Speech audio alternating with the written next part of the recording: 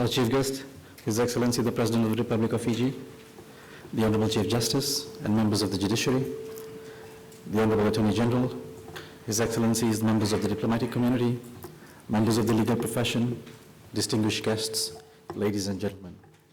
It gives me great pleasure to welcome you all to the 17th Attorney General's Conference, which for the 4th year in a row is being held at this beautiful intercontinental Fiji resort.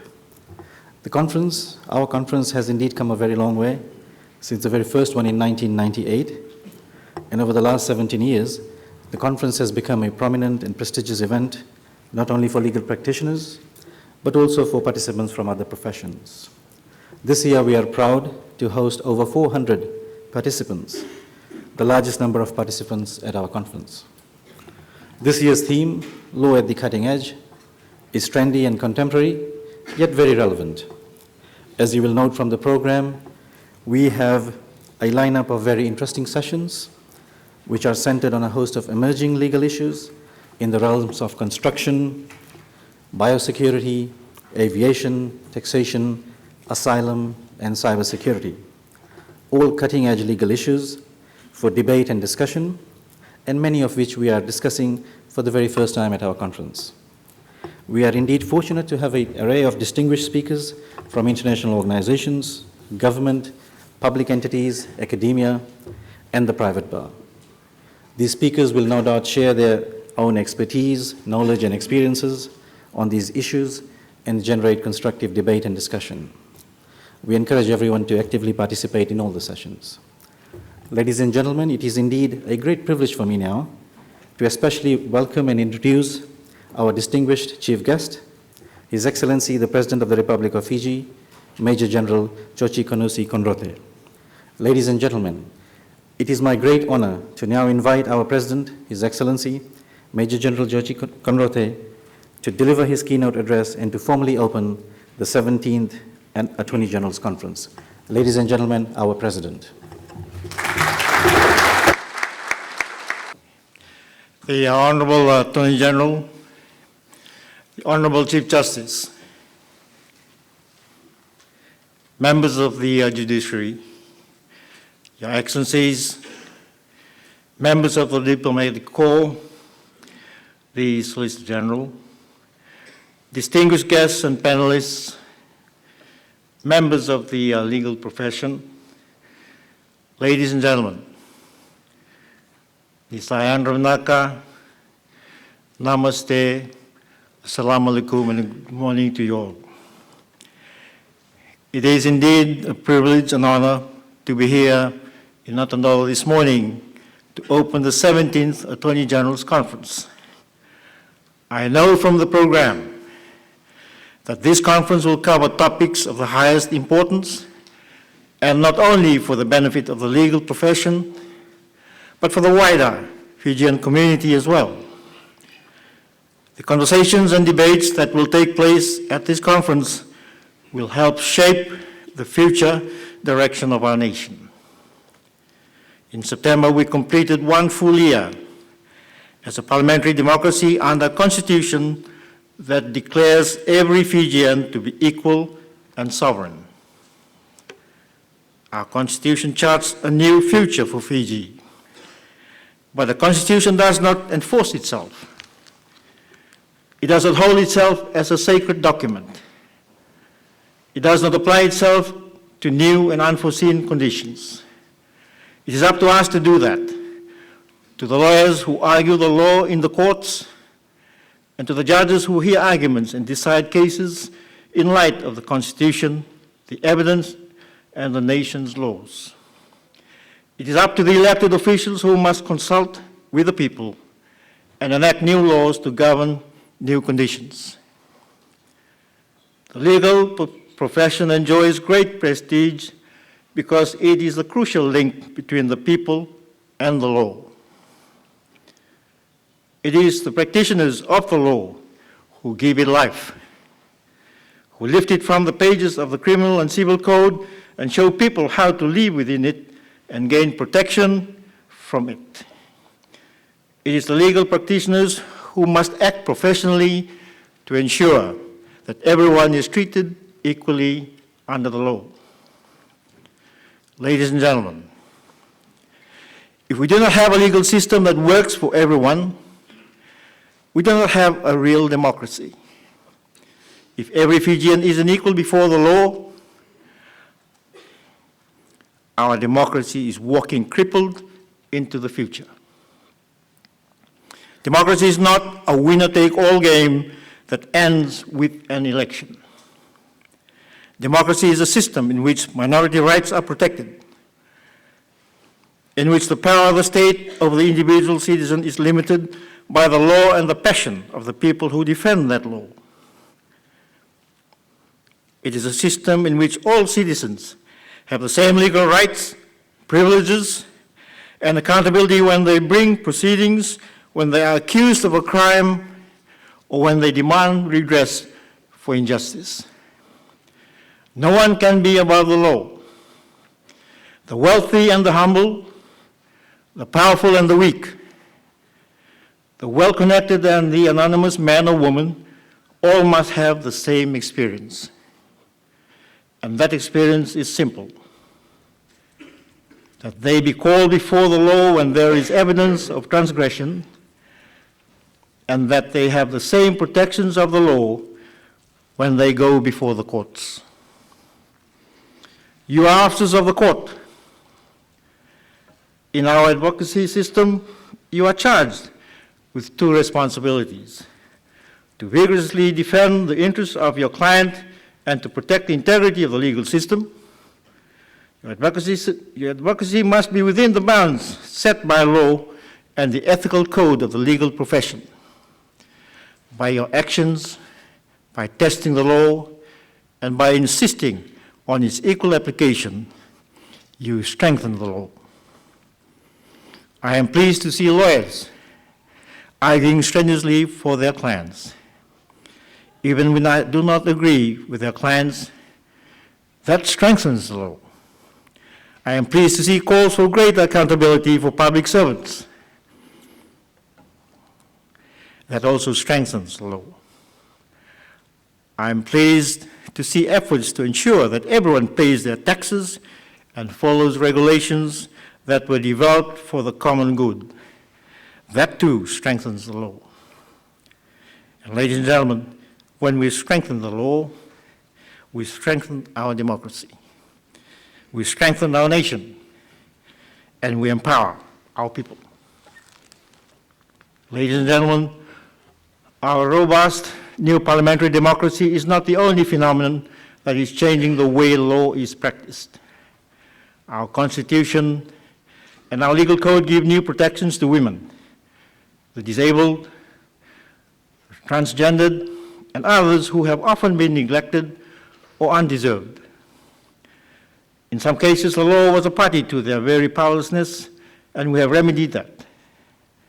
Through the expansion of legal aid, we are giving more people competent legal advice and representation before the courts, and this will mean change in the future, and it will be good.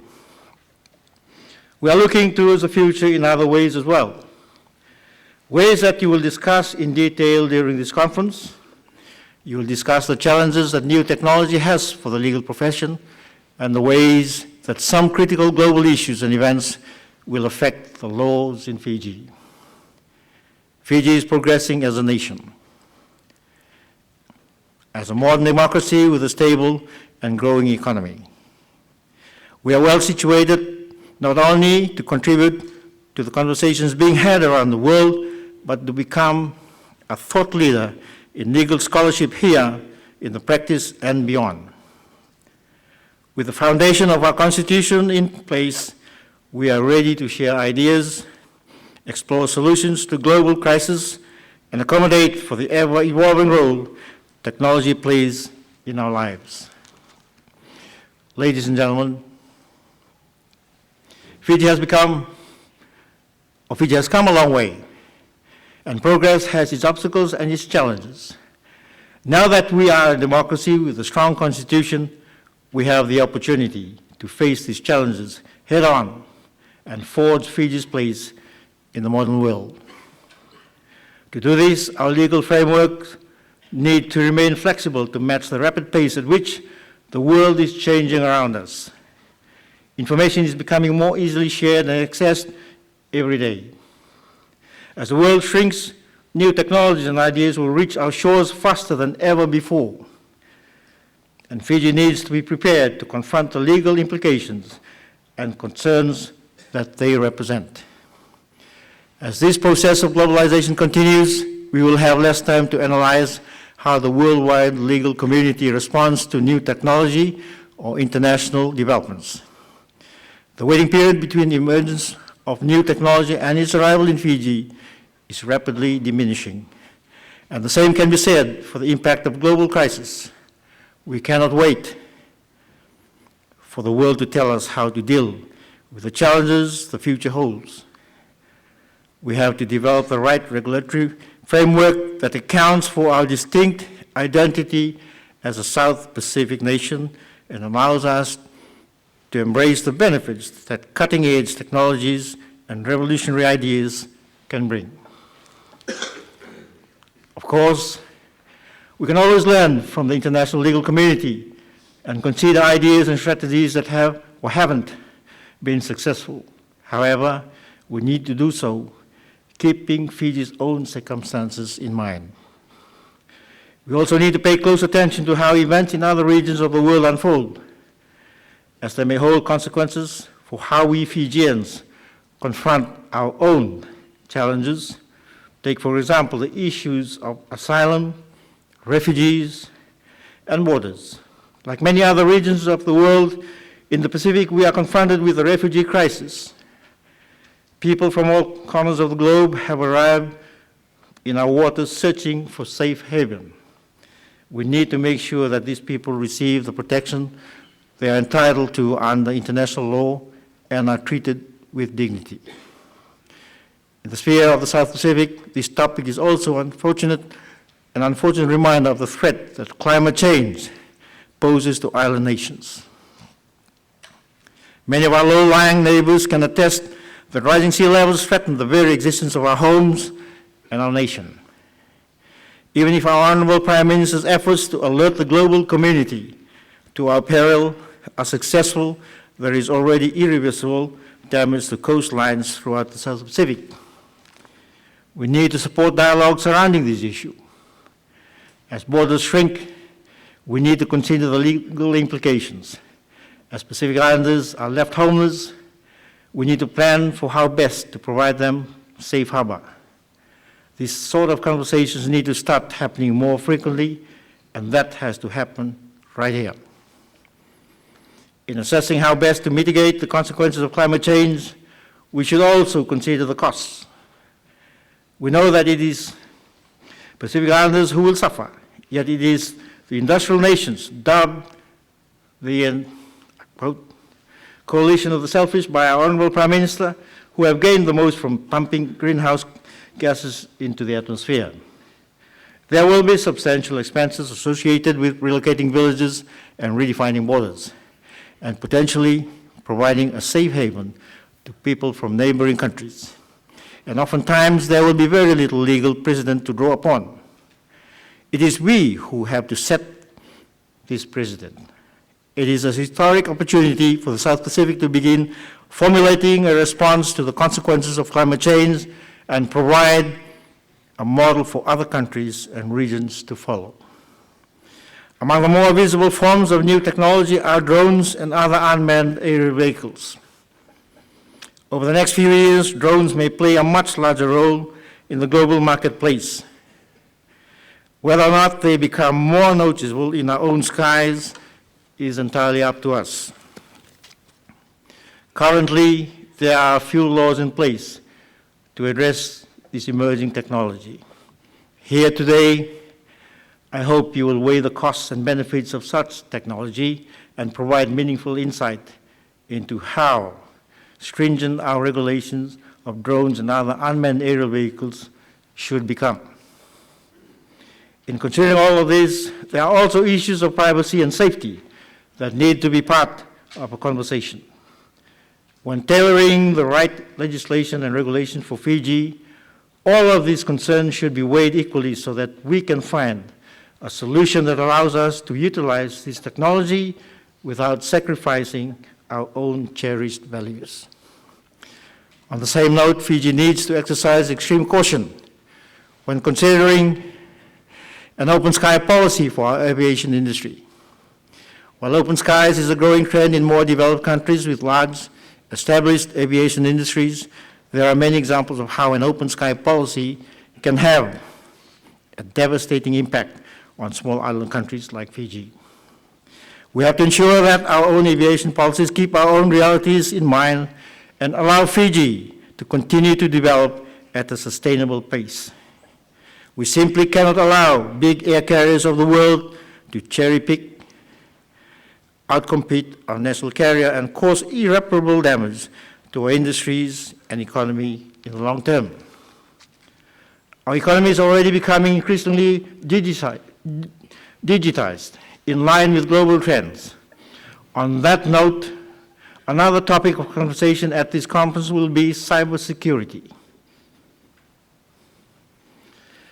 As we continue to undertake our transition into more digital economy, our lawyers need to study and understand the issue of cybersecurity to protect the confidentiality and privacy of their clients and their clients' interests.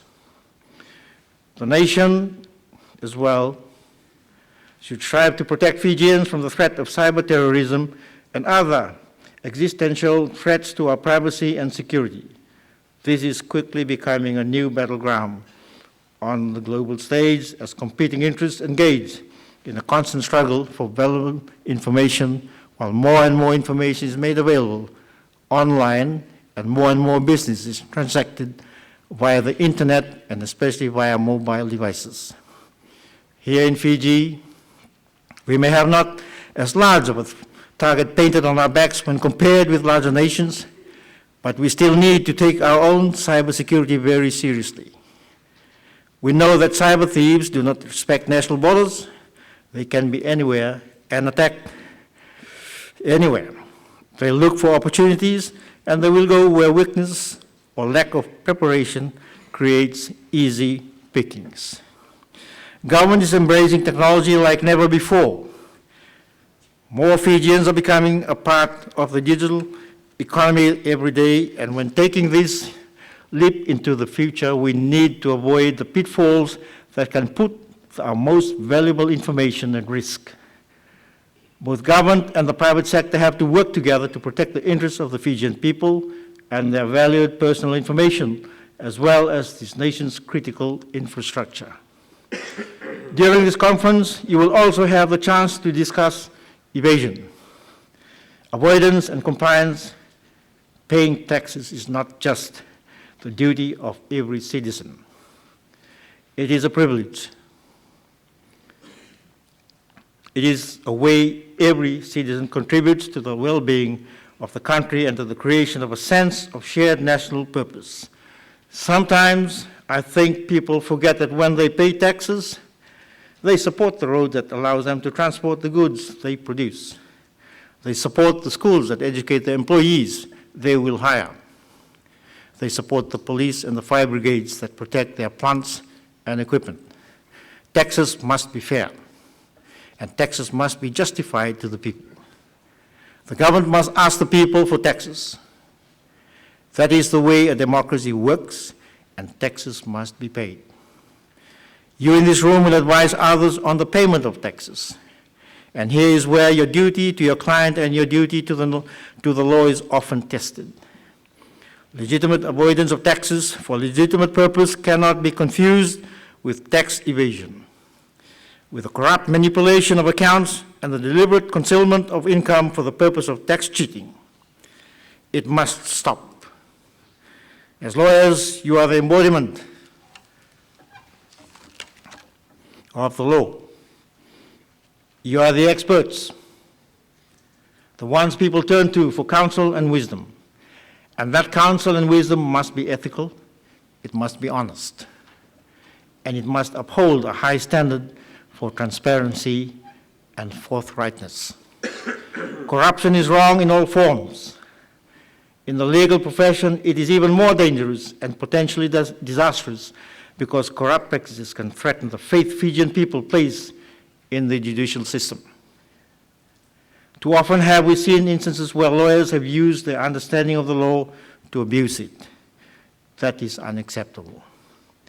When the justice system is seen as corrupt, or when justice is not equally delivered, society takes note. It breeds disillusionment and damages confidence in the judicial system. The judiciary is a foundational component of a functioning democracy, and when it fails to operate properly, nations fail to function. To be charged with protecting a just and equitable society is a noble profession, and it should be treated as such. The enormous power that is bestowed upon you demands enormous responsibility. It is your duty to maintain high ethical and professional standards for yourselves and those around you. When we preserve this culture of integrity and excellence in our legal profession, we will see the benefits of a truly just society and a progressive and accountable judiciary. Ladies and gentlemen, we have a unique chance to take advantage of this constantly evolving environment and become a model state for the region and the world. The topics that you will discuss are cutting edge, as the conference theme suggests, and of enormous importance to Fiji's progress. They have been selected because they are opportunities for Fiji to lead the world in the formulation of laws and policies designed to help navigate the wide range of complex matters we have before us. When discussing these panel topics, you should consider the legal framework that is already at your disposal. Fiji has an impressive and modern legal profession that has advanced alongside the nation and that is well suited to steer Fiji to success in the contemporary marketplace. However, there are still many areas that we can improve and other areas that remain underdeveloped. The 17th Attorney General's Conference provides you a forum to discuss the issues of the day and help mold the future of your country. And I am confident that the ideas shared over the next 2 days will have a great benefit for Fiji and for our legal profession. Ladies and gentlemen, I now have the great pleasure of declaring the 17th Attorney General's Conference open. And before I conclude, may I wish each and every one of you compliments of the season, a Merry Christmas, and a Happy New Year. Now, and may God bless Fiji.